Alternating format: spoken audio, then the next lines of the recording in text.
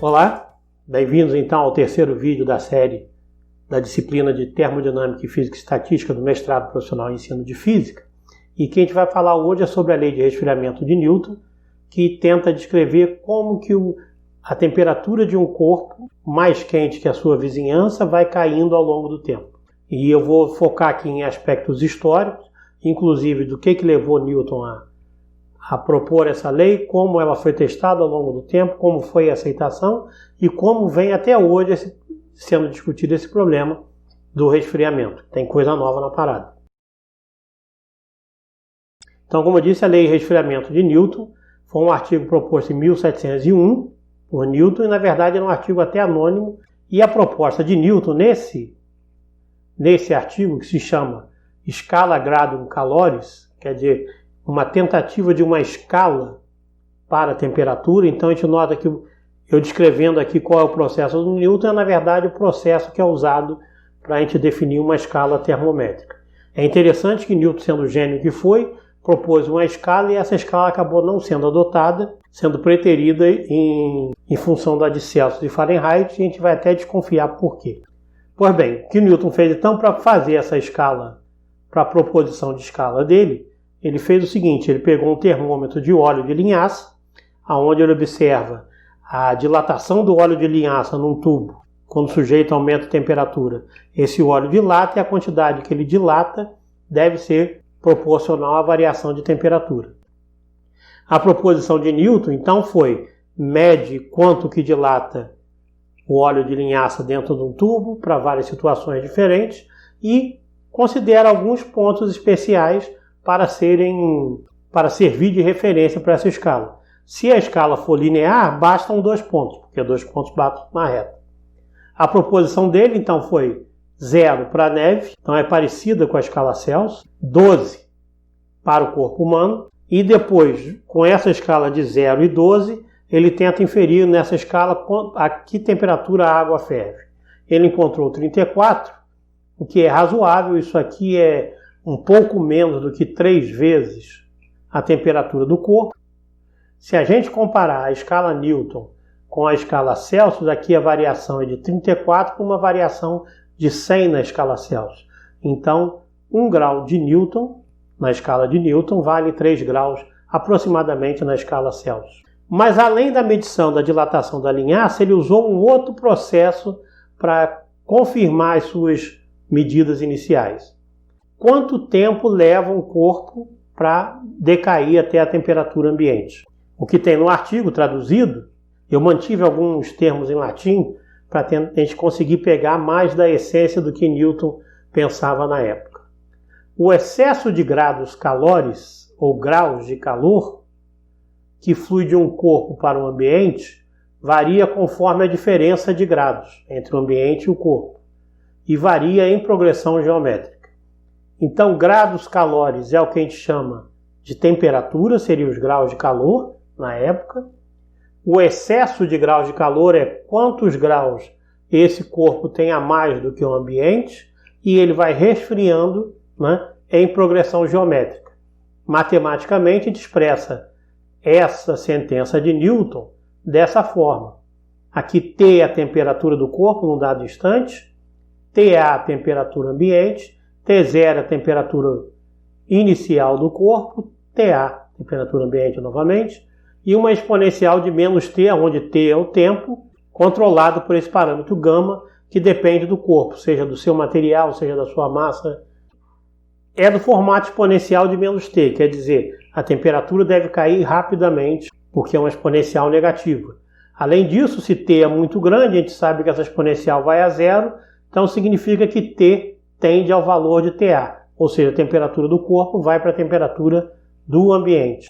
A temperatura, o corpo cede calor para o ambiente, mas o ambiente não varia a temperatura. Essa era a hipótese.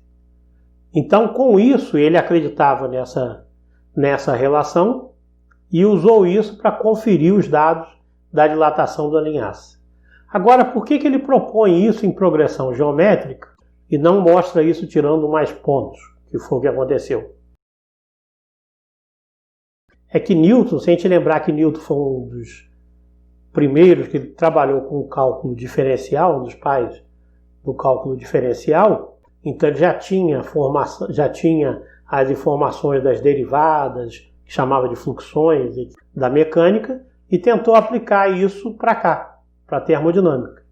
Então o que ele imaginou é a taxa de variação do graus calórico, né, em função do tempo, a variação da temperatura em função do tempo, é proporcional à diferença de temperatura. Essa variação vai ser tanto maior quanto maior é a diferença. Então vai cair mais rapidamente, que a gente viu nas simulações do vídeo passado, isso aí realmente acontece.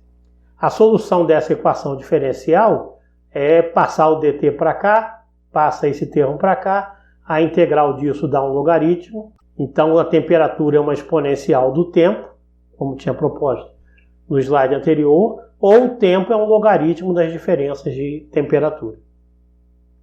Então a motivação para isso aqui é exatamente porque é uma lei bastante simples e com a qual ele já tinha utilizado com sucesso em mecânica. Então ele apostava na simplicidade e na elegância das leis físicas. Depois dessa publicação, a lei foi aceita pelos cientistas da época e alguns depois vieram a testar. O primeiro problema foi apontado por Martini em 1738. Essa lei exponencial tem um problema de que só atinge o equilíbrio em tempo infinito, que na verdade a exponencial só vai a zero quando o tempo é infinito, porque é exponencial de menos tempo.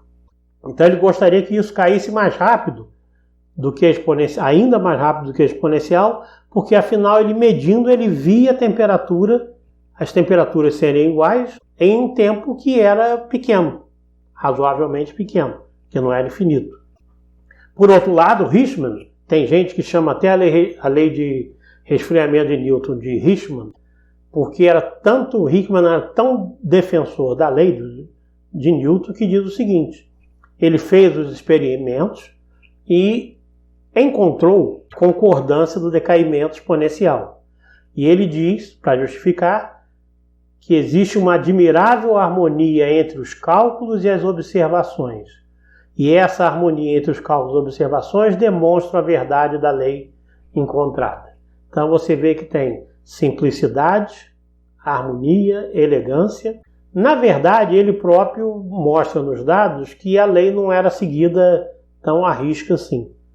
Mas se os experimentos não batem com a teoria, a proposta dele é mudar o experimento. Então o que ele dizia é que o fato da temperatura do lado de fora não ser constante, a temperatura do material também variar e depender de outros parâmetros, isso tornava a observação perfeita da lei de Newton como muito difícil. Então não deu muito bem porque não é culpa da teoria, é culpa do experimento.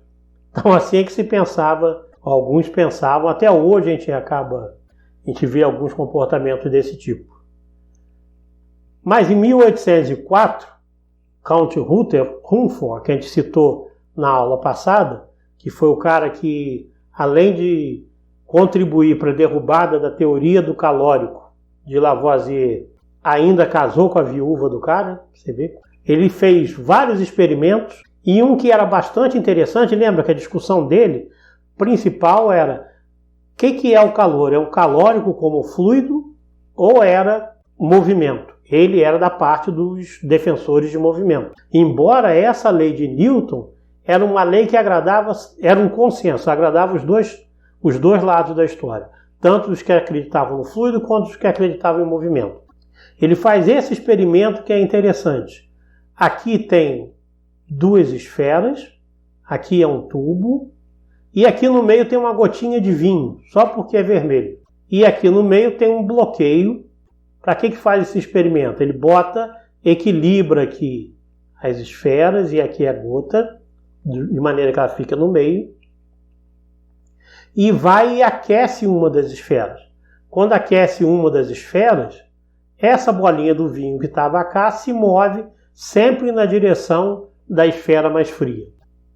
Isso não poderia ser o calor fluindo desse corpo para esse, porque agora está bloqueado, então o calor teria que ser transparente a esse material, e a gente já sabia que não era. Então esse daqui é um experimento que mostra uma transmissão de calor de uma forma diferente do que estava pensando até então, que é a demonstração de calor agora como forma de radiação. O Conte Rumford, na descrição desse experimento, ele diz que o calor é transmitido para cá através dos raios caloríficos. E existem também os raios frigoríficos. Então calor e frio eram como fenômenos, eram manifestações de um fenômeno, mas eram diferentes. Ele usou a existência de raios frigoríficos para explicar por que o topo das montanhas ficava gelado, mesmo recebendo uma quantidade absurda de calor do Sol. É porque também do céu viriam os raios frigoríficos. Aí competiriam com os raios do Sol, caloríficos, né? E manteriam lá em cima frigoríficos, e aqui embaixo, por causa de reflexão da Terra, mantém-se mais quente, enquanto lá mais frio, que é mais perto do Sol. Mas é a primeira observação agora de calor, não só por condução de um fluido do calórico. Aliás, se tratando de fluido, a gente não deveria nem falar de condução, mas é de convecção, que é a transmissão de calor através de fluido. Então, no calórico não haveria condução, mas há convecção. Esse do movimento, essa experiência, é muito convincente a favor da expressão de calor como movimento, e aí também introduz agora o conceito de radiação. Antes a gente estava falando de um calor por condução, mas agora ele mostra que existe também por radiação. Os experimentos mais elaborados feitos por Biot encontram que a lei agora não deveria ser a velocidade com que cai a temperatura, não deve ser só um termo linear em T, como era a proposta do Newton para calcular a derivada, né, e da exponencial, mas alguma coisa que ele estimou como sendo uma potência 3 para esses efeitos de radiação. O A e B eram coeficientes ou constantes a se determinar, dependem do material. Mas então agora existe uma outra forma de transferência de calor, não é simplesmente uma transferência de temperatura ou de algo de um corpo mais quente para um algo mais frio por condução. Tem também por radiação. Um experimento que foi bastante interessante, aliás, deixa eu voltar aqui no Rumford, lembra que ele também já tinha feito experiências que mostravam a propagação de calor, a transferência de calor ou do calórico, no caso dele, calor, porque era movimento, mesmo no vácuo. Ele mesmo já tinha medido que essa transferência acontecia 2 vezes mais rápido no ar do que no vácuo. No melhor vácuo que eles conseguiam fazer. Um experimento que mudou tudo isso foi um experimento de dois franceses, Dulong e Petit. Eles têm mais de um resultado em física. Era uma dupla que funcionava, né, para experimentos em física e costumeiramente referenciados como Dulong e Petit. Mas não é um cara só, são 2. Eles fazem um experimento em que ele faz o seguinte: agora tem de início um tubo de vidro, aonde é feito vácuo para essa câmara de gás, mergulhado na água, e aqui a temperatura, o medidor de temperatura. Aqui tem vácuo, aqui tem água, né, a uma temperatura mais alta. Então vamos observar como varia a temperatura no termômetro, um termômetro de ar agora, que é aqui medido, né, em vácuo. Ele observa também que tem essa parte, a transmissão de calor agora, aqui não tem matéria, é vácuo, o melhor vácuo que ele conseguiu na época, então condução por radiação. Feitos os experimentos, ele encontra essa lei aqui. Log de A elevado a ΔT, que é a diferença de temperatura entre o sistema e o ambiente. E ele observa muito bem que se ΔT é pequeno, esse aqui pode ser expandido para 1 mais ΔT. Essa lei aqui do log do ΔT recai exatamente na lei de resfriamento de Newton. Então a lei de resfriamento de Newton deve valer para pequenas variações de temperatura. E na verdade todos os experimentos que apareciam corroborando essa observação de Newton eram feitos em variações muito pequenas de temperatura. Aqui ele vai para temperaturas mais altas, adiciona aqui, além de botar água no tubo de vidro, ele usou metal e aquecendo o metal a temperaturas muito altas, e aí começa a observar para temperaturas, variações de temperaturas mais altas, ele começa a observar variações, desvios da lei de Newton. Logo depois, tem a observação de Stefan, né, que foi, isso aqui são dois trabalhos independentes de Stefan e de Boltzmann. Stefan faz a observação, Boltzmann faz a prova teórica de primeiros princípios usando o conceito estatístico dessa lei e mostra que a radiação de um corpo, na verdade, é proporcional não só às diferenças de temperatura, mas a esses valores também. E obtém a lei do BT², que vocês devem ter visto da radiação de corpo negro já em física moderna. Então essa é a forma geral. Então a gente já tem agora um termo de condução, um termo de radiação e falta o termo de convecção, que eu não vou falar aqui pelo seguinte: convecção é transferência de calor num fluido.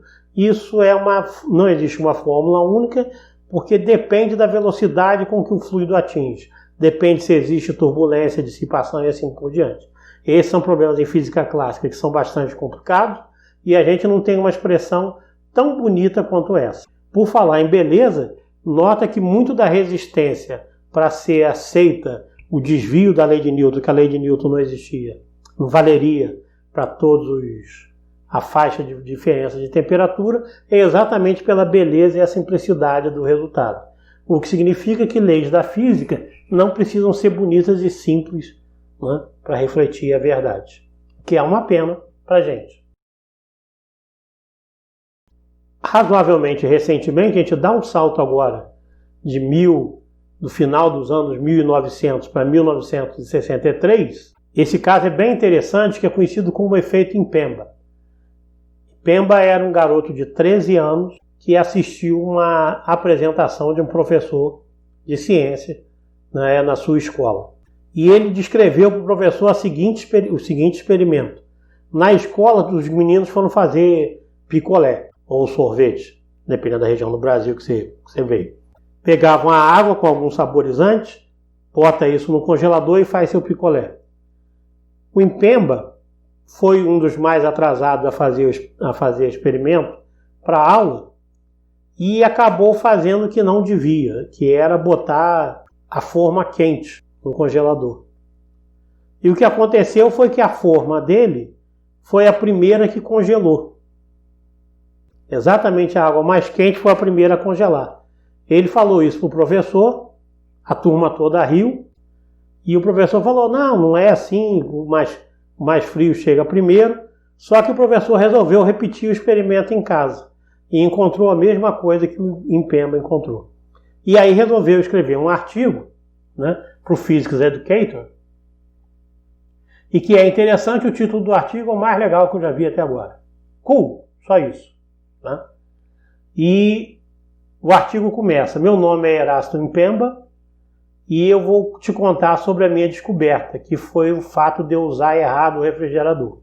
Então ele diz que tentou fazer o sorvete e o dele congelou mais rapidamente. O professor fez o experimento, aqui é quanto tempo leva para congelar em função da temperatura inicial. Então sai de zero, quer dizer, se já sai de zero já está congelado. À medida que você vai aumentando a temperatura do que você bota no congelador, o tempo para congelar aumenta, chega a 2 horas, mas a partir de um dado valor maior do que 40 graus aproximadamente, quanto mais quente a água que você coloca no congelador, mais rapidamente ele congela. Esse resultado é surpreendente, né? É o efeito Impemba. Para se ter uma ideia, isso foi descoberto em 1963, até 2016 já tinham artigos publicados na Nature, que é a revista científica mais exigente, né, sobre esse efeito. O que leva esse efeito o que leva algo que é mais quente a congelar mais rápido do que é mais frio. Tá? Então isso viola completamente a lei de resfriamento de Newton. Né? Na verdade, esse cara aqui resfria mais rápido, né, mas quem começa mais baixo resfria mais lentamente. O que acontece aqui Para você ter uma ideia, ninguém sabe muito bem ao certo o que acontece. Em 2002 houve uma competição de quem oferecia a melhor explicação para esse fenômeno.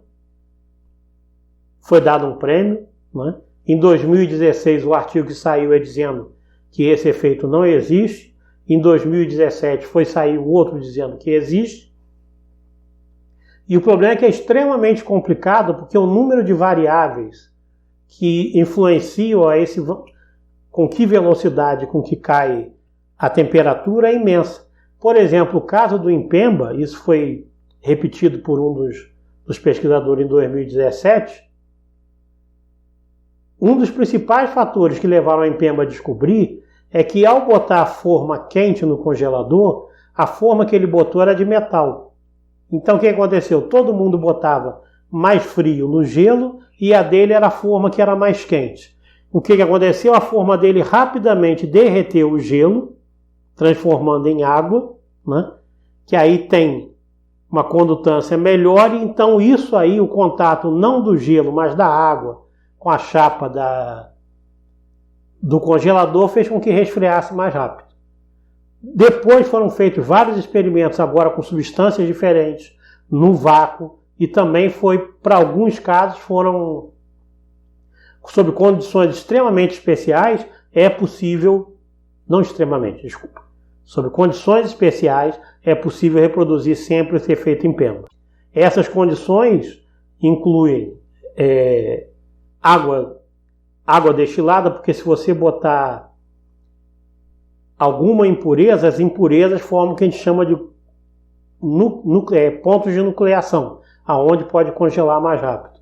Uma dificuldade no experimento, para você ter uma ideia, é como é que a gente define quando é que congela. Essa, na verdade, é uma das explicações para o efeito Impemba. O que acontece é, com temperatura mais alta, ou começando uma temperatura mais baixa, a água pode ir sem congelar a uma temperatura mais baixa do que se ela tivesse vindo da temperatura mais alta. Porque isso devido às ligações das pontes de hidrogênio da água.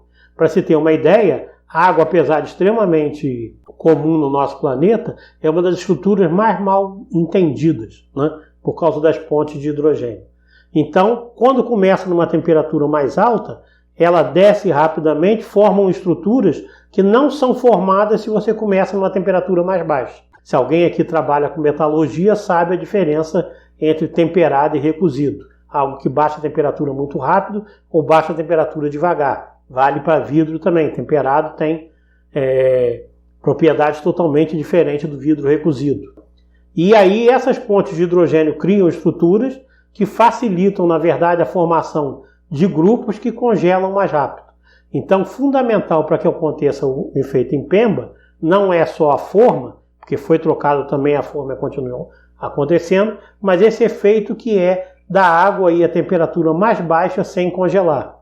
Quem bebe cerveja conhece isso muito bem, quando você tira uma cerveja que está líquida do congelador e ela acaba congelando quando você aquece.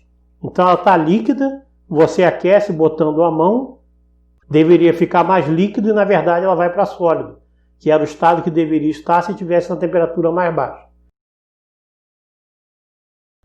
Eu trouxe aqui uns vídeos para mostrar como é que esse efeito é dramático. Um deles é esse aqui, que é da água super congelada. Então o que a gente faz?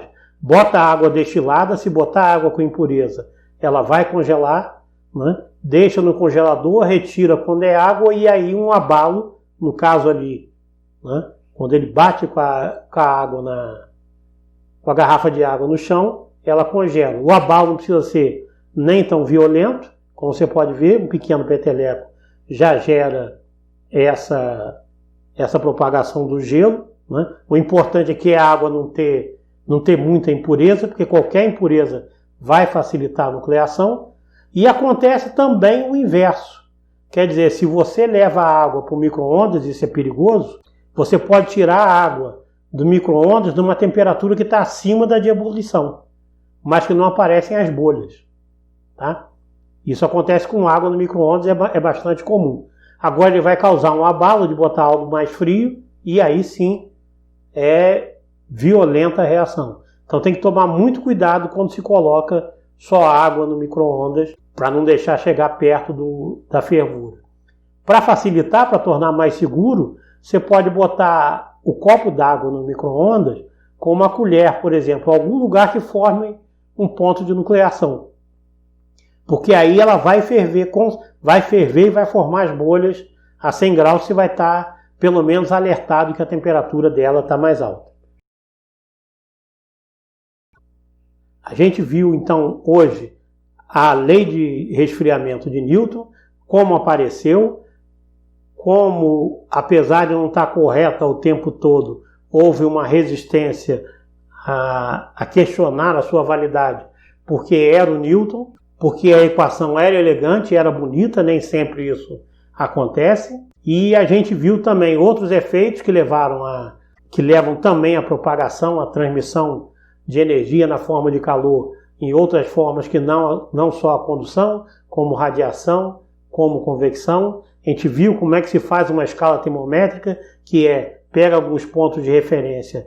E vimos também um efeito recente, de 1963, envolvendo esse processo de resfriamento, né, que é surpreendente, que é algo quente resfriar mais rapidamente do que algo frio. Mas vale dizer que, embora o INPEMBA tenha feito isso em 63, Aristóteles já tinha comentado que isso poderia acontecer. E por que isso acontece até hoje, a explicação é controversa, é um pouco complicada. São as pontes de hidrogênio, outro efeito importante também. A gente sabe que existem gases, oxigênio, gás carbônico, diluído em água, dissolvido em água na temperatura ambiente. Quando você aquece, esses gases tendem a sair. Então são menos pontos de nucleação para fazer. Isso dificulta a água quente a descer a uma temperatura de supercooling, né? Ou esse super resfriamento, que seja menor do que da água fria. A água fria vai lá embaixo e volta para congelar. A água quente não vai tão lá embaixo e por isso congela mais rápido. Não é um experimento fácil de se repetir, isso acontece em boa parte das vezes, porque o número de variáveis que influencia é muito grande. Pureza da água, em que recipiente que a água é colocada, com que velocidade que é retirada a energia do corpo que está no congelador e assim por diante. São essas coisas que tornam a termodinâmica, né, tão fascinante. A gente pega coisas que são do dia a dia e descobre que até hoje a gente não sabe muito bem como funciona. Esse vídeo é mais histórico e conceitual. Vamos partir para algo mais matemático. Vamos procurar ver esse decaimento exponencial ou o que se parece com ele num experimento real e tentar fazer isso com a lei de Newton. Isso fica para o próximo vídeo. Eu espero vocês até lá.